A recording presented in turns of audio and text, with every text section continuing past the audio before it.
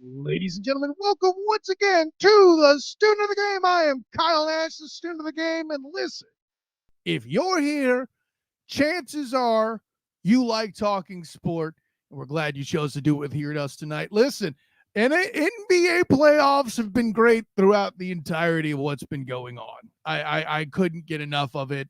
And I know a lot of you people are shocked about out there. Of course, by you people, I mean NBA fans, be casual, in depth, and all of the above, right? There's no question at all. And listen, it's a great time all the way around. That's why I'm having this host of the Sports Junkies himself, my good friend and host of the Burrito Summit. We'll talk about that some, I'm sure. Chris Pirtle here on shortly. But here's let me get to this because first of all, of course, glad you're joining in. If you're doing it here on the Huddle Up or Turbo YouTube pages, that's awesome. If you're doing it on the A7B and Sports Facebook page, that's awesome. You're doing it on the Student of the Game Facebook page, that's awesome. If you're doing it on the Student of the Game Twitch or Twitter feeds, all of the above, thank you for doing it. If you're doing it on a podcast, I appreciate that too. Just glad you're jumping aboard and all of that. I'm showing as much love as possible because I'm going to step into controversy this week. And this is something I typically try to avoid doing, right? We don't do politics on this show and all of that. I had even advised other friends of mine who tend to dip their toes into the politique of sports and such that is adjacent to sport, such that it is. I had actually had plans to do that in connection with the WNBA. I unfortunately had a very intelligent guest cancel because, frankly, she is doing a lot of great things, and we hope to have her on another time. But here nor there. So yeah, I kickers. Am I right? For me, I'm in the camp of Peyton Manning and his former kicker, Mike Vanderjack, when he said something silly, and I even forget what it was, but they asked Peyton Manning about it during a Pro Bowl while he was still playing, and he said, well, that's just some idiot kicker running his mouth. I don't know why anybody's treating Harrison Butker, if you disagree with him, any differently. Now, before I get into it again, I had no intention of giving this topic any spotlight, all right? If you don't know what he said by now, just, I don't like saying Google it for research, but to be honest, I don't want to spend and waste time setting this up, all right? He had said some things about some of his beliefs about women and their role as homemakers and all of this. Okay. A lot of people are interpreting it different ways. Some people are interpreting things without having watched the speech, on air quotes, both sides. Listen, I'll get my personal stuff out the way. I don't agree with Harrison Butker necessarily in what he said and how he presented it, but also as much as I find this term dull and cliche, girl dad, my attitude is I'm going to raise my daughter to be the most intelligent, independent human being that I possibly could muster, and she can choose whatever path she takes. That's kind of how I thought this whole parenting thing worked. But anyways, now a lot of people have come to make the very, interesting comparison between him and Colin Kaepernick when it comes to people responding that Harrison Butker has his freedom of speech and all this other stuff. And I'm not saying that you're not allowed to backlash Harrison Butker if you don't agree with him. Freedom of speech has the freedom of consequences, and you're free to disagree with him and all of that. I don't want to get into that circle. Nobody's arguing that more than one thing can be simultaneously true. But folks, for your own sake, for those people who want to criticize Harrison Butker, please do not use Colin Kaepernick, and let me tell you why. It is a bad argument. No, I'm not saying it's wrong. I'm saying it's an argument that has holes. I get the overall comparison of the NFL having double standards. God knows that they have had them in the past. Okay?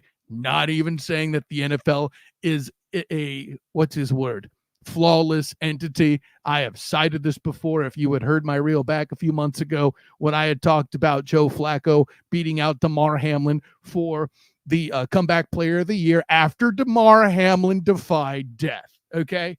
Some crazy things can happen. I get it. Now, granted, technically that's not the NFL's fault. That's the media. Different question. Punchline's this. The problem with criticizing Butker and comparing it to Colin Kaepernick is very simple. If you go to a workplace and you call your boss a naughty name, you are in line for some sort of consequence or disciplinary action by the corporation.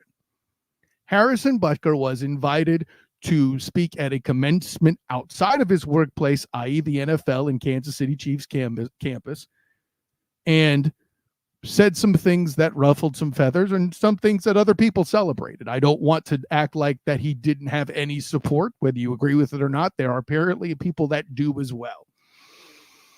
But to compare this to Colin Kaepernick is going to be a bad argument for you if you disagree with Harrison Butker, because it is apples to oranges. Do I say this to tell you you don't have a right to argue against or put up a conflicting point of view to Harrison Butker? Heavens, no. But the problem is, it's as bad an argument as saying Michael Jordan was 7 for 7 in the finals. LeBron James lost some finals. Ergo, he is better. That's not an apples to apples comparison to LeBron James. Harrison Butker and Colin Kaepernick is not an apples to apples comparison. There are too many legitimate factors that make the two things different. Now, again, I am not scorning anybody for criticizing him. If you want to go to Twitter and say that you think his beliefs as they were stated are wrong, that is absolutely up to you. I don't agree with him, and I do agree with what Colin Kaepernick, the statement he was making at the time, was about police brutality and all of that. Now, granted, how well he stayed on message, how good of an activist he was, how well Harrison Butker stayed on message, how good of an activist he is for his side, completely different sets of circumstances and conversations that then can be had. And who knows, if you listen to the Earnestly Speaking podcast and happen to listen to things like the Filed for Content episodes, double bing, we could probably dive into those there. By the way, Ernest Christian, if you're listening to this pod, hashtag Filed for Content. But I don't say this to, again, say that anybody doesn't have a right to agree. I'm warning you that the argument is flawed. And I've had friends that have posted this on their socials. Otherwise, it would not have caught my attention. I am doing this not as a criticism, but a public service announcement. If you're going to use that argument, you are going to get this pushback. If you don't care, great. May you be so inclined. If you want to try to sound, I don't want to say if you want to try to sound more intelligent, I don't mean to be condescending about it, but if you're looking for some direction to take it that might be more apples to apples, this ain't it. If you want to have a conversation about how the NFL treats domestic violence, for example, versus what Harrison Butker's saying, I got no problem with that. I don't get how the NFL is exactly involved, as Harrison Butker was a kicker talking in his off time to a Catholic university. But if that conversation needs to be had as well, I have no problem with it. But to act like an NFL kicker is a monolith for NFL and the NFL players, it's not a great. I would be careful there, is what I'm saying. Because needless to say, you think Harrison Butker represents the face of the league and the demographic they're in as for the typical NFL athlete? Heck, a lot of times kickers aren't even considered, air quotes, football players. Now, I'm not prepared to have that conversation either right now, but let's, again, you can criticize the comments. All I'm trying to do right here is inform you of a less than cogent argument. I don't know. Anyways, I'll leave that at that. NBA playoffs, y'all. What a good time's been had so far. And listen, I get it. Oh, Kyle, you're just saying that because you got to watch the Orlando Magic at Game 6. No. They were pretty fun on TV, too. We'll point that out there, by the way. If that were true, I wouldn't see all the heart attacks that were had, all the uproar, all the craziness surrounding the Denver Nuggets getting, it's an upset. We could call it that, getting upset by the Minnesota Timberwolves. Now, granted, I have my share of issues even acknowledging the Timberwolves as a playoff team. I cheered for 90s basketball. In my mind, the only time they only showed real success was that short, brief stint with, everybody remembers Kevin Garnett. Raise your hand if you know the name Troy Hudson. You're lying unless you're over 30. No, but so that still in itself was tough enough of a thing. And I don't know if you guys heard 2 weeks ago when I had Raphael Haynes on here of the 3-point conversion. Bing! I had said that let's put it this way. I thought I was ahead of the game when I said that series 2 weeks ago was going to be who I thought decided the NBA championship. No. But there's an even wiser man in the field of the NBA that even had it ahead of me at that point. He had so many receipts. He's texted me before here. If I was more tech savvy and didn't have to look after my son before the podcast, I'd have had it on here tonight to play. But instead, I'm just going to have you take his word for it here in the digital green room. He's currently sitting right now. The host of the Sports Junkies, the guy who predicted where Kevin Durant was going to land before it was cool, the guy who predicts basketball so well, I call him Nastrodamus after James Naismith, the inventor of basketball. Give it up for Chris Pirtle. What's going on? Oh, I forgot. The narrator of the Burrito Summit as well. What's going on, Chris Pirtle? How you doing, man? Hello, Kyle. Always a pleasure to see you and hear your great voice, Kyle. Good to be with you tonight, my friend. Hey, glad to be aboard, man. Listen, it's fitting you come on because you and I were talking on text about Kevin Durant too. And listen, we'll get into to all that's going on and all the, I'm going to call it overreaction regarding the Nuggets and the T-Wolves and, the rest of the bracket that's remaining, which should make for a fun time. Apparently, if you look at what happened with Boston last night, but all that in mind, Chris, I got to ask you, man, the Suns are in a hell of a situation. Now, I have my opinion on what I think is going to happen, but let me ask you, Nastrodamus himself, can you predict what the Suns may or may not do with Kevin Durant? You've done it before it was cool, and the whole thing with the Warriors and all that, and the Brooklyn Nets and all that. What do you have coming up next? What does the crystal ball hold? All right. Well, thank you, Kyle. And you're far too kind considering how many predictions I have butchered this postseason, but I appreciate you not bringing those up. But yeah, if you're the Phoenix Suns, Kyle, think about this. You're the owner of the Phoenix Suns. You're the general manager of the Phoenix Suns. You walk out into your room and you say, hey, I've got Kevin Durant. I've got Bradley Beal. And I've got Devin Booker on my roster. Who in the heck wants to screw that up? That's the first reaction. I mean, if I'm a general manager walking out, drinking my coffee first thing in the morning, I don't really want to screw that up, However, you have to look at your options.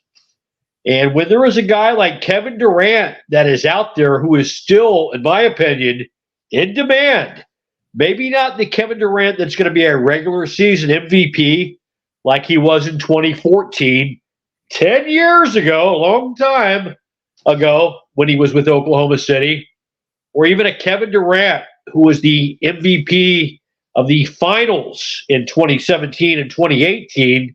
Again, 6 years ago, things change. Still, this is a guy who may not be able to be that finals MVP, but in my opinion, he can be a significant contributor on a championship team. So if it's Oklahoma City with a bevy of young talent, a lot of money to spend on the books, they have to take a look at it. And guess who another one of his previous teams has to take a look at it, Kyle? Will be the Golden State Warriors. They have, think about this, Kyle. Think about this, okay? And I know I just put you on the spot on this, but think about this. No, go ahead. Draymond Green, Steph Curry, Klay Thompson, all in their late or early 30s, all with maybe a year or two to go. That's being somewhat generous, possibly, maybe not. Maybe they all have 2 good years left in them. Kevin Durant, about that same age group, a little bit older, 35 maybe years old, but he's thin, so maybe that takes a couple of years off of him. Yeah. And you think about that, and hey, is there time for one last hurrah in Golden State? That is a legitimate question, my friends. I don't think any of us can dispute that. I think it's going to be very interesting to see what happens with Kevin Durant this offseason. No, that's interesting. First of all, we got to give shouts to Mick jumping in. What's going on?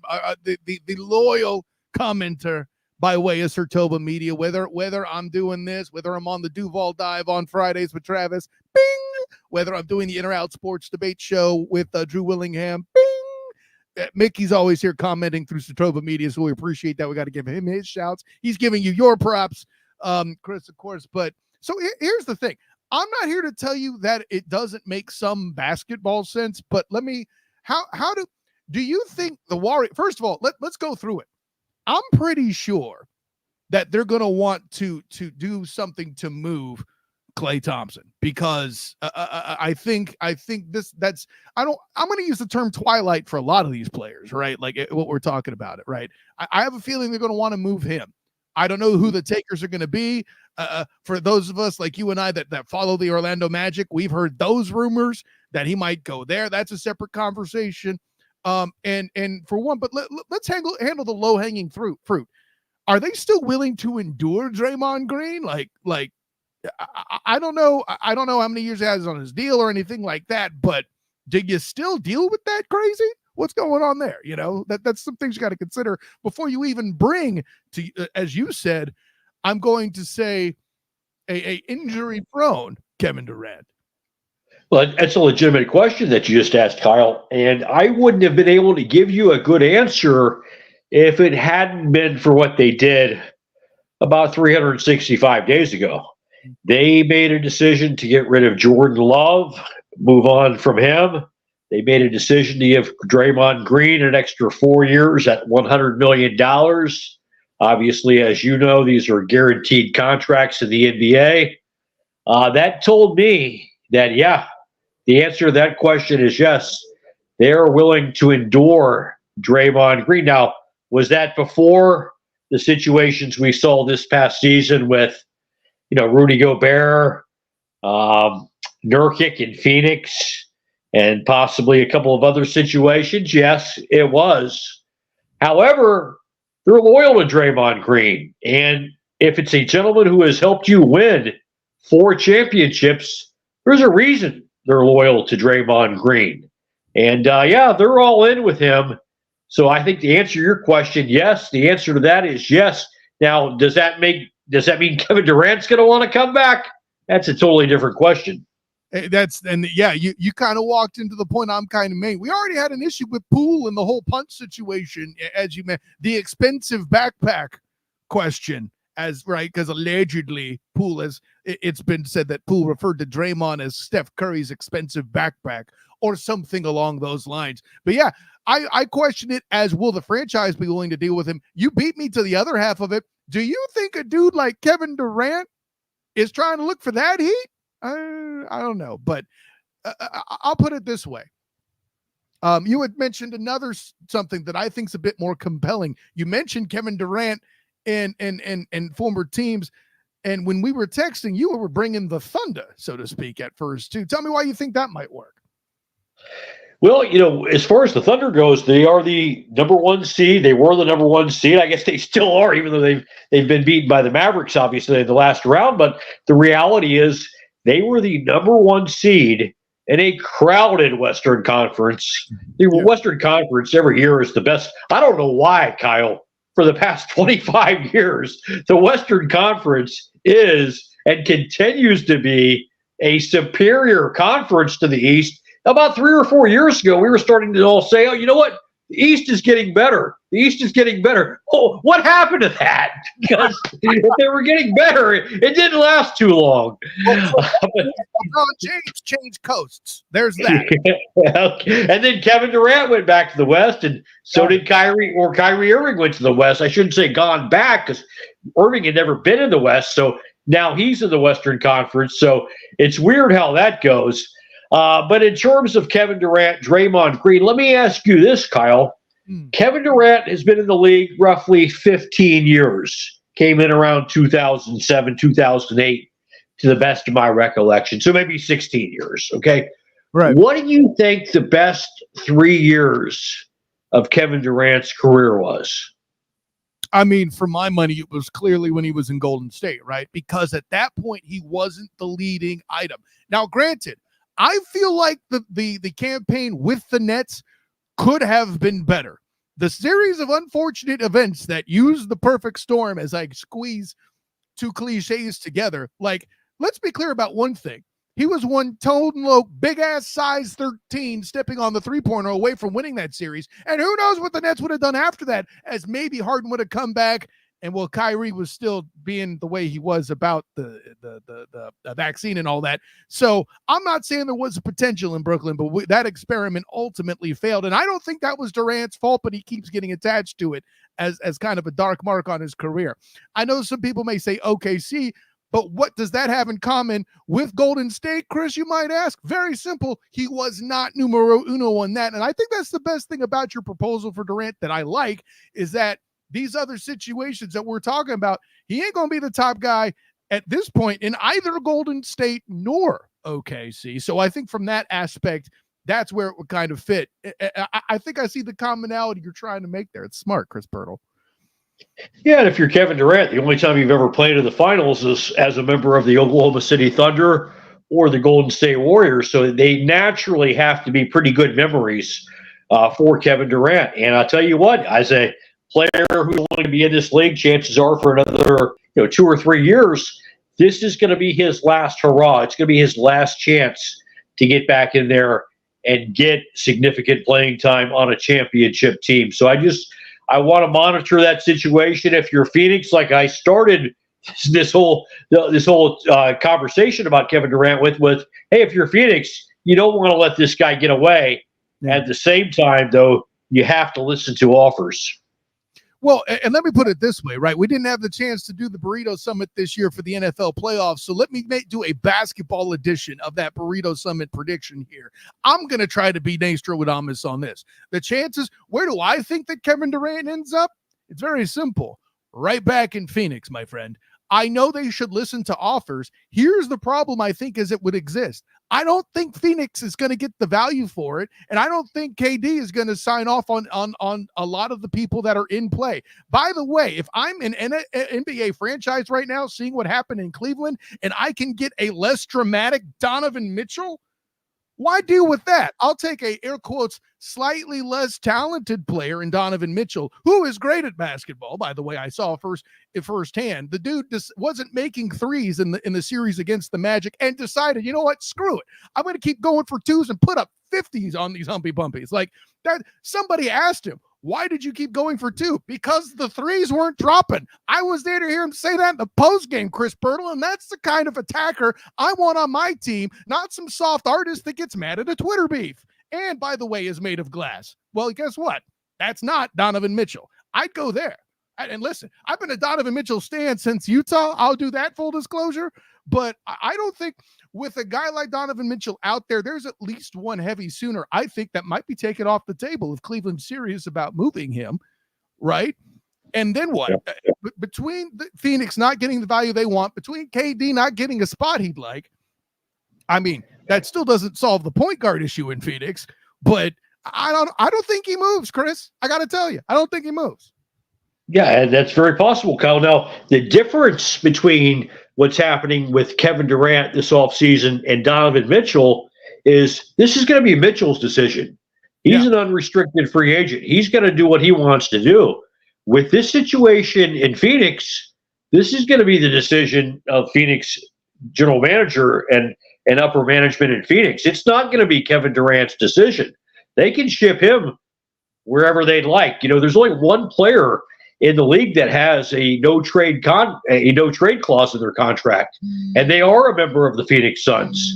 But it's not Kevin Durant; it's Bradley Beal. So Kevin Durant is, the reality for him is he's going to go where he's going to get traded to, and then it's not really his decision. Now, is he going to have some input in that decision? Chances are, obviously, Phoenix is a professional organization who's going to want to do the right thing. But my point is this: Kevin Durant may end up anywhere, and it won't necessarily be his decision. True, but yeah, the only reason why I say what I say, and you make a great point. Technically, there's not a no trade in his contract. It's an excellent point. But you and I both know that KD is not above negotiating through the social media. And the moment that another franchise sniffs a malcontent there, they're not going to bother because they know what the effect that already has on them already. That's the issue with being a mercenary the way that Kevin Durant has. Now, The best thing that's out there for him right now that might settle people down, Kyrie Irving. Because if Kyrie Irving can come out and behave, anybody can. Most definitely. And if Kyrie Irving can succeed, obviously Kevin Durant can too. And that's going to motivate him that much. That's much better. Let me do a little role reversal. I know this is your show, Kyle, but I've got to ask you this. Where would be the best place for Kevin Durant to end up next season? In your mind? I mean, listen, I'm not saying it's going to happen, and there's probably going to be a lot of people that didn't, and call it selfish if you want. But if he ended up getting in, if they threw a lot of money at him, took advantage of Paolo Banchero's rookie contract and threw assets at getting him into Orlando, I'm not against it. You give Franz Wagner the big contract, you extend Suggs at a relative discount because you're doing it early, and you get Durant in here for 2 years, waiting for Paolo's 5th year to come up. I'm not mad at it. Okay, let me ask you this, because you said it. How big of a contract are we going to give Franz Wagner? I mean, see, this is the downside of seriously covering the league for the first year. What I think's going to happen and what reality may not be in line. I wouldn't be surprised if Franz vies for a max. I don't think he's going to get it. I mean, he has the Magic have so many things that work against them, right? We all know if Franz doesn't deliver, what happens? Please look at the last 5 games of the regular season where he was hurt, and also Game 7 of the first round of the series where he had probably his worst game of the season, certainly of 2024, and how that ended up handing a game to the Pistons that was almost as bad as the turnaround and comeback with the T-Wolves and the Nuggets, which we'll get to in a moment, I'm sure. But if they throw the bank at him, I would not be surprised, Chris. That's how I'm going to answer.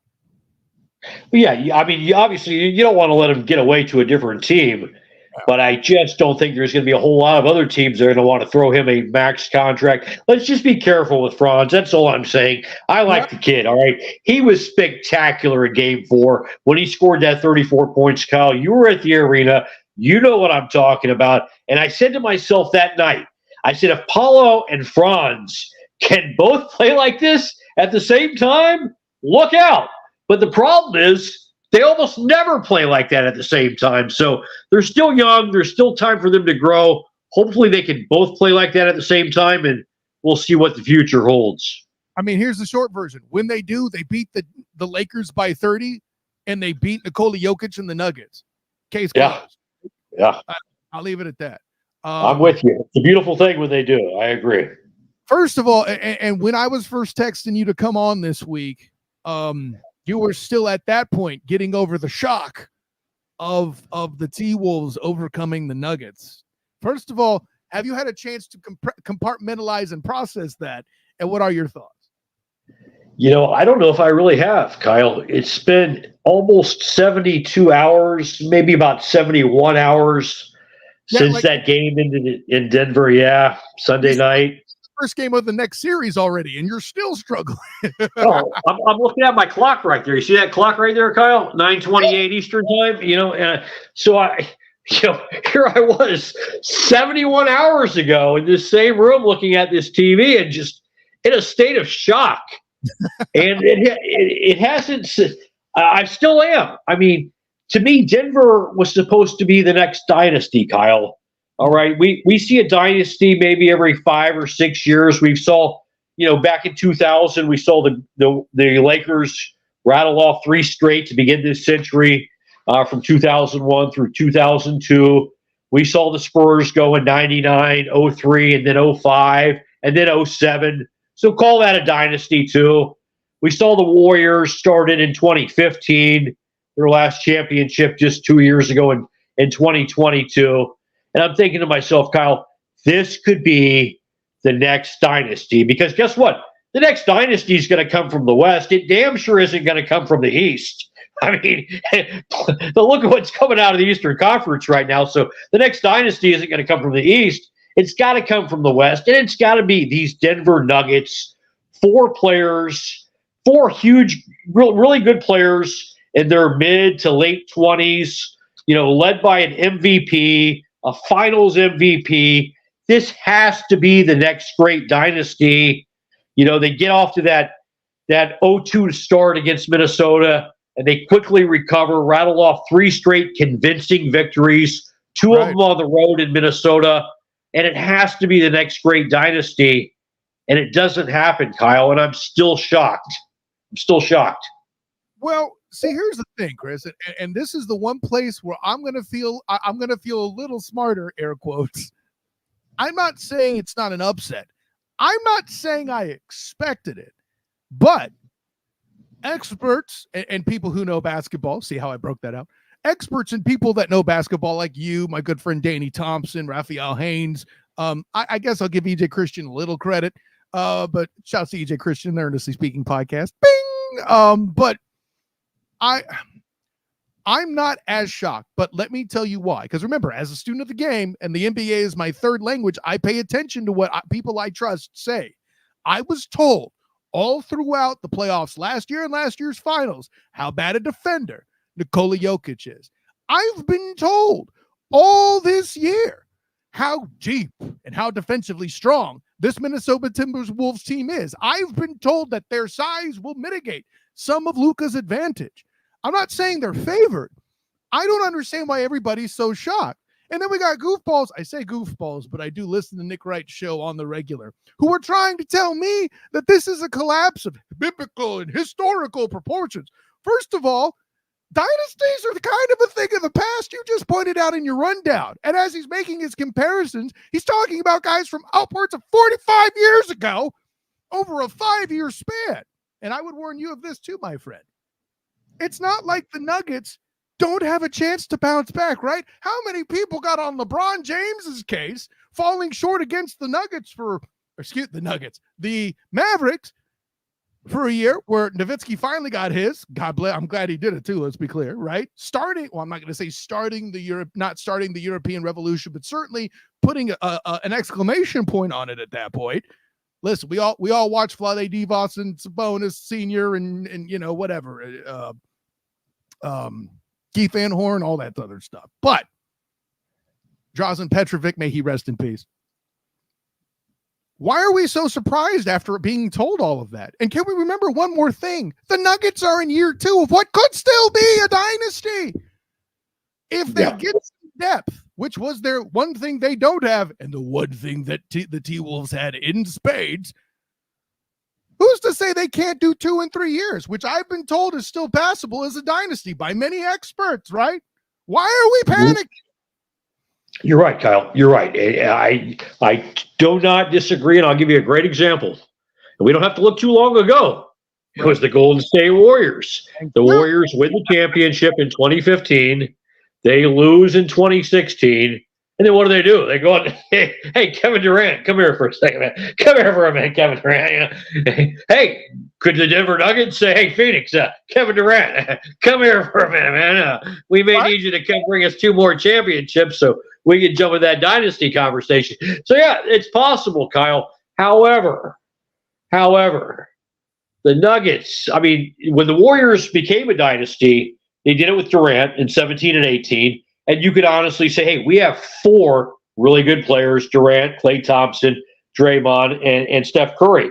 Well, the Nuggets were already supposed to have these 4 really good players. Now, maybe we're anointing Michael Porter Jr. as a great player too soon. And that's a possibility. And if we are, then, hey, our bad. Maybe we shouldn't be doing that. Maybe even Aaron Gordon shouldn't even belong in that conversation. But I really thought the Nuggets were positioned. Go ahead. We've seen another franchise make that mistake with Aaron Gordon. Am I right, Chris Pirtle? Yeah. But for him though, for what he was doing with the Nuggets, especially after Game 4 in Minnesota, where he shot 90%, went 11 of 12 from the field, had 27 points, 7 rebounds, 6 assists. We're saying, okay, well, Aaron Gordon is a legitimate player or a legitimate member of a big 3 on the championship team. And maybe we spoke too soon. Maybe we queued up the music from Rudy Tomjanovich saying never underestimate the heart of a champion way too soon. Because I'll tell you this, Kyle, I look at this Minnesota team, I don't see dynasty written on them by any stretch.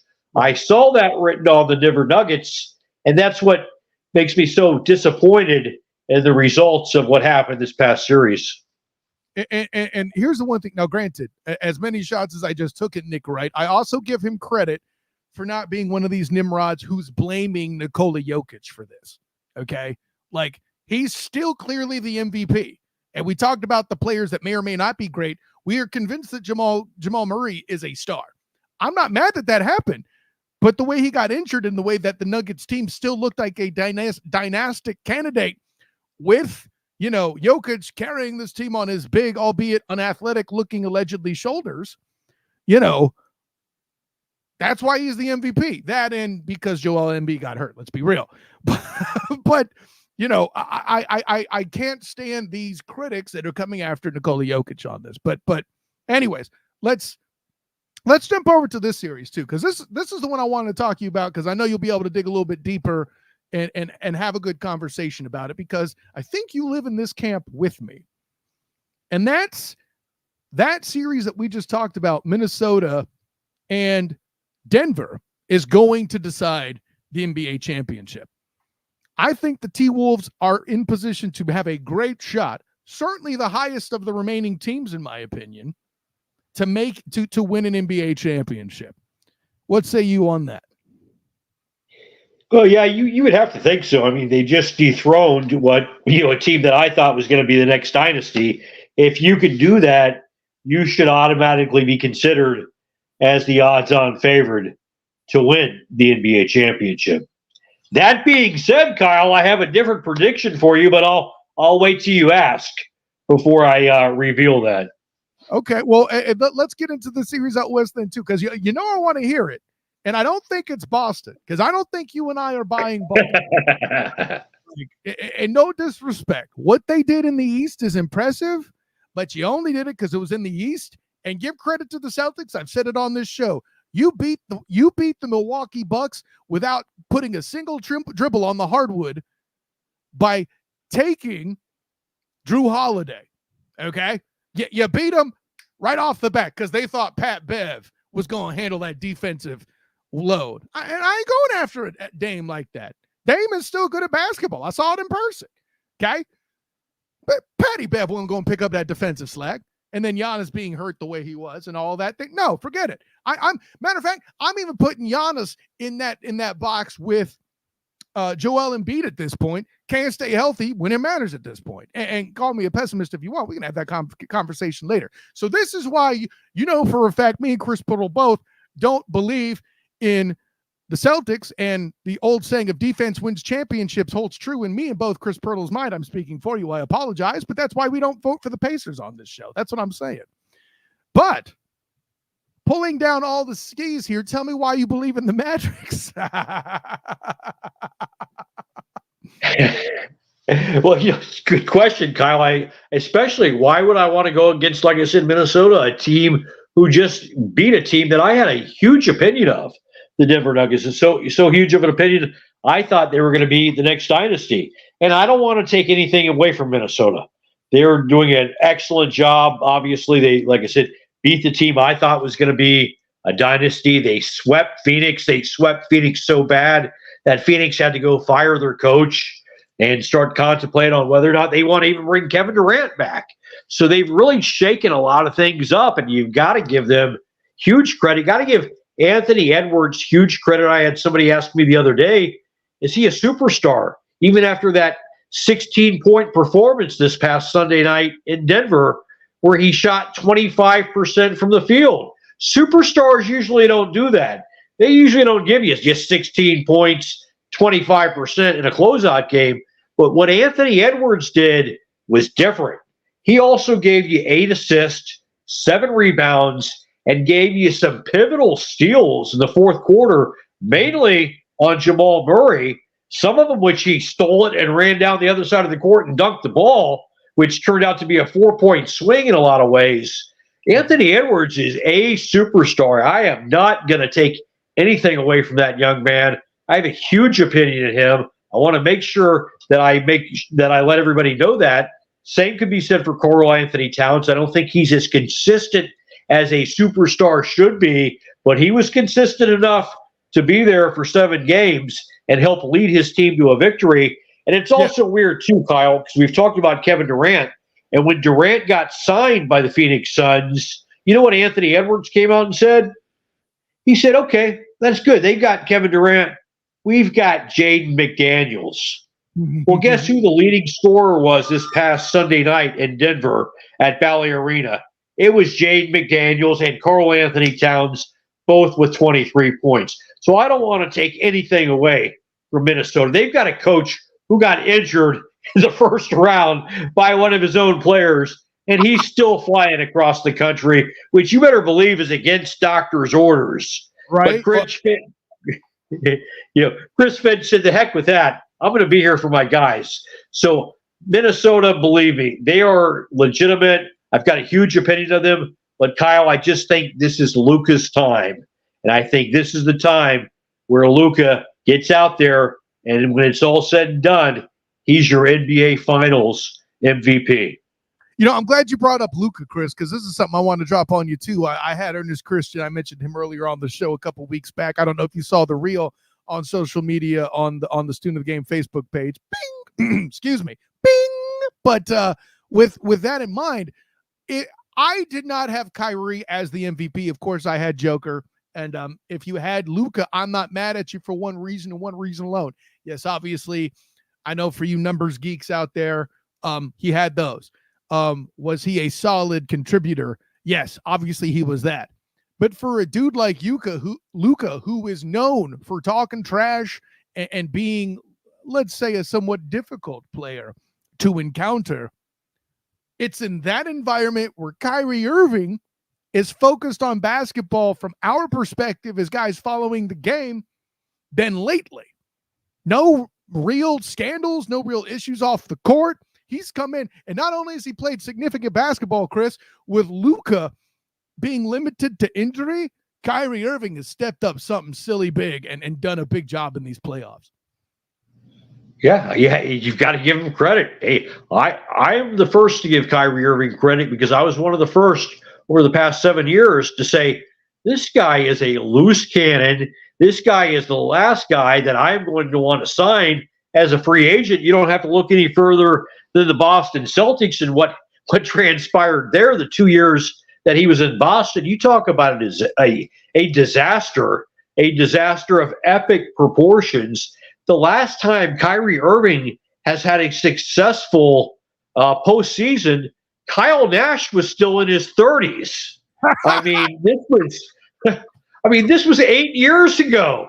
Kyle, the last time he had a successful postseason. But guess what? He's doing it at the perfect time. He's still only in his 20s. I mean, you think you're a man and you're in your 40s now, Kyle. I don't even think Kyrie has hit 30 yet, but he's about to really soon. And this is a great time in your life to get your act together and say, guess what? I'm a champion again. I'm going to deserve a max contract. I'm about to hit 30. Life is pretty darn good right now for Kyrie Irving. A lot different than it was these past 7 years ago. Got to give him some major credit. You know, Chris, I got to tell you, you dropping the Mike Gundy in OK State gets a lot more real now that UCF has had them on the schedule in the Big 12 lately. I'm just throwing that out there, right?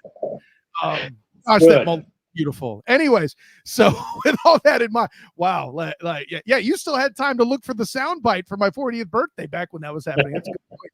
And we didn't even bring up Brooklyn and how nutty that was. But do you think Kyrie Irving getting under control should be part of Luka Doncic's MVP argument? That's what I'm saying. Well, hey, if Luka puts up the numbers will speak for themselves. If Kyrie Irving does what he did in 2016 and comes out in the finals and has a 41-point game like he did in Game 6 versus Golden State, well, then maybe he'll be the MVP. So that will be determined by the numbers. Nobody's going to get anointed for this award. I mean, we saw that in 2015 when Andre Iguodala won the MVP. We saw it the year previous when Kawhi Leonard, who nobody really heard of at the time, won the NBA Finals MVP. Anybody can win that trophy. It's based upon numbers, and who are we to dictate what that's going to be?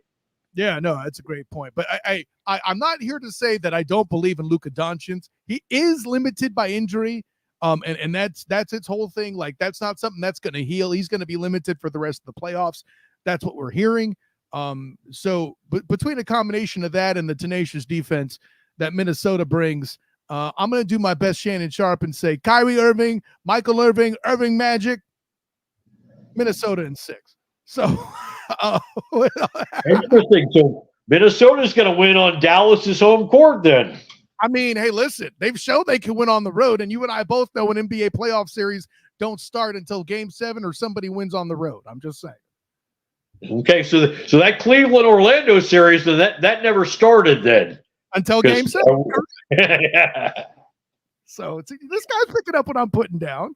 So that's awesome, man.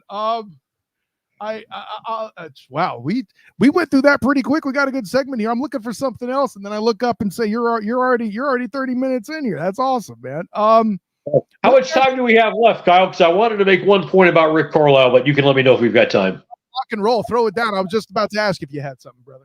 Okay, cool. I appreciate you giving me the platform here, Kyle. I've got to be impressed with what Rick Carlisle is doing in Indianapolis. All right, second year on the job in Indiana. Let's keep this in mind about Carlisle. This is his first time out of the first round since he won the NBA title back in 2011. Dallas, under the Carlisle tenure, he didn't get past the first round since they won that back in 2011. But one thing about this Pacer team, Kyle, they remind me a lot of those 2011 Mavericks. You look at the contributions he's getting from role players. Think about this.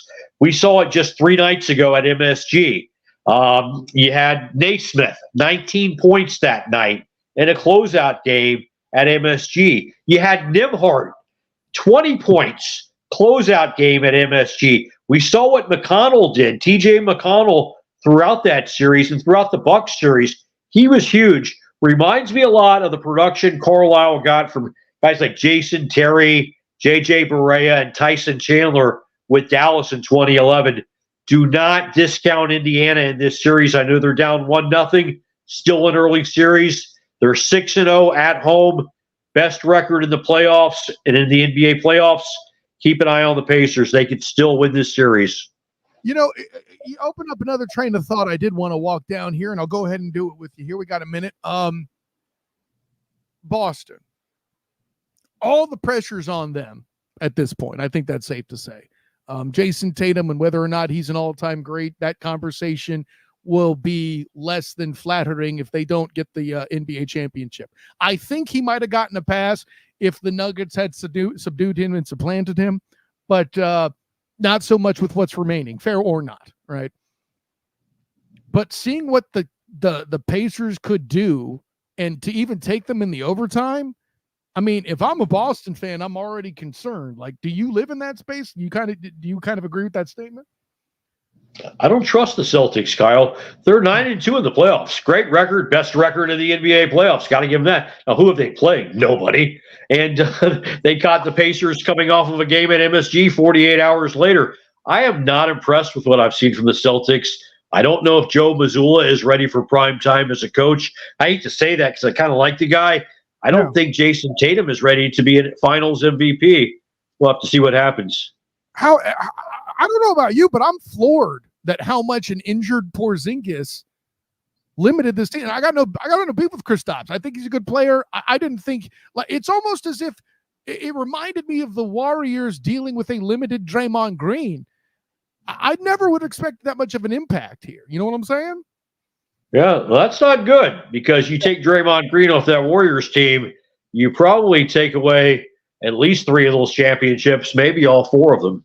As weird as that sounds, I think you're right. Yeah, but let me drop this last point on you on why I have so much faith in the Minnesota Timberwolves and why Nick Wright is so crazy to be freaking out about the Nuggets losing and this alleged historical collapse. And the point that's being made by him and other experts, right? Teams that were bad at title defense lately. Kawhi Leonard, for example. Sure, he'll never need to buy a Molson Ice in Canada ever again, but he also left the team, so they didn't really get a chance to defend the title. The Bucks dealt with Chris Middleton getting injured, who I've said for years since they started being late in the playoffs, unless he gets hot, the playoffs are pointless, and especially if Giannis is hurt. That was held true. The Lakers and their win, they too had the injury issues and never have been really fully healthy with the same complement of depth players since. Injuries, age, trades have limited other teams, but the Nuggets have no excuse. That's what I'm told. Chris Pirtle, what if I told you the same GM that built the elite fighting force that you've come to recognize in the Denver Nuggets was also responsible for putting together this Minnesota Timberwolves team, and I'm supposed to not respect that? Sir, if there was an HR department, somebody would be getting a call for a drug test. That's all I'm saying. I'll respect him, Kyle, and I respect the job Tim Connolly's done. That's the gentleman you're speaking of. Great job in both places that he's been. Now, is he building a dynasty, a potential dynasty in Minnesota? Who knows? Maybe they are. I mean, I thought the Nuggets were going to be the next dynasty, so that shows how much I know. They, like you said, they still could be, but I just don't see dynasty written all over this Wolves team. But if you got a team like this, you're a player away. Just where are you going to get that player? Are you going to get a free agent to come to Minnesota? Has that ever happened? I mean, listen, Donovan Mitchell, maybe. I don't know. Maybe they move some things around with the money. Obviously, that's maybe we need to check and see. 20 years ago, Latrell Sprewell landed in Minnesota. That may have been a free agency deal. The more I think about that, so I guess it's possible. I'm going full. Bringing Kevin Garnett back up. I'm going full Garnett. Anything is possible. And you're right.